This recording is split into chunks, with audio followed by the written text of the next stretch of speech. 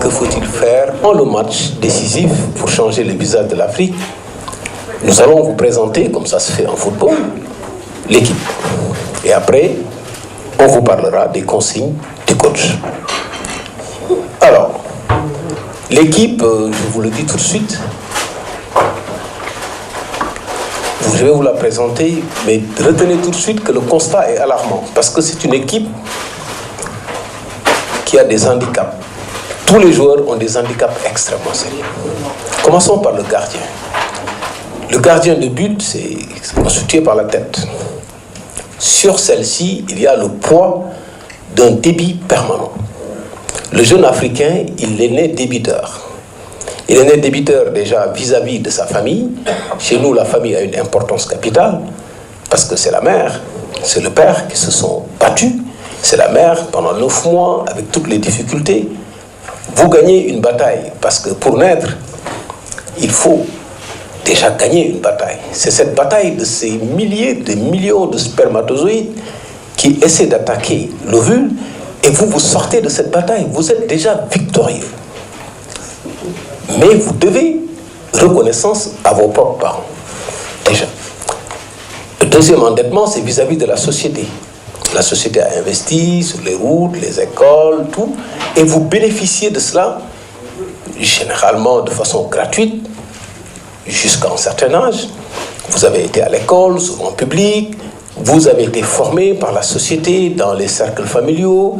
Vous avez bénéficié de toute cette histoire de votre pays. Et le troisième endettement, c'est l'endettement qu'on a mis sur votre tête, de l'État. Lorsqu'à l'Assemblée nationale, on vote un budget et qu'on autorise un endettement, on ne pose pas la question aux jeunes. Mais c'est pourtant les générations futures qui doivent payer les dettes. Donc, vous êtes né débiteur. Ce poids est extrêmement lourd. Le numéro 2, c'est le latéral droit, c'est l'oreille. Cette oreille est remplie d'un discours étouffant. Déjà sur l'histoire, on vous sert une histoire déformée. Vous avez une faible connaissance de votre propre histoire, parce que nous avons des programmes scolaires qui sont complètement désarticulés par rapport aux réalités. C'est un peu le programme scolaire qu'on a hérité de la colonisation, qui avait une finalité donnée qui consistait à former des commis pour faire fonctionner l'administration, et jamais pour former un homme africain pour gérer l'Afrique. Et on vous dit, vos ancêtres, les Gaulois, on vous fait croire qu'il y avait une table rase. C'est parti officiellement. Mais dans la quintessence, il n'y a pas encore cette adaptation de la formation. Rempli de ça, rempli d'un discours de politique politicienne qui est extrêmement grave, qui consiste à cacher la réalité, à la masquer. Sur l'emploi aujourd'hui en Afrique, il faut actuellement créer 200 millions d'emplois par an pour les primo-arrivants sur le marché du travail en Afrique. 200 millions d'emplois. On n'a jamais dit ça aux jeunes. Ils ne savent pas que tant qu'on n'a pas réuni les conditions pour créer ces emplois-là, on restera dans une situation de sous-emploi, de misère. On est loin de comprendre qu'il y a 600 millions d'hectares qui ne sont pas exploités. Et on ne dit pas aux jeunes comment il faut les exploiter. Qu'est-ce qu'on leur propose pour l'exploiter?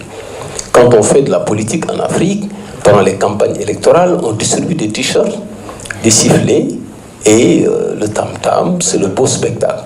Les vraies questions sont là. Les oreilles sont remplies de l'ensemble. Et avec aujourd'hui l'économie, on a une hausse moyenne de 4,5% du PIB. Et avec ça, il n'y a aucun impact sur le chômage. Parce qu'à côté, il y a une évolution de la population, j'y reviendrai. Ça aussi, c'est un discours qu'on entend. L'oreille. L'oreille aussi, c'est les contre-modèles. En Afrique, c'est ceux qui font le plus de bruit, comme les tonneaux vides qui sont exposés. Il y a des brillants Africains partout dans le monde. Personne ne les connaît.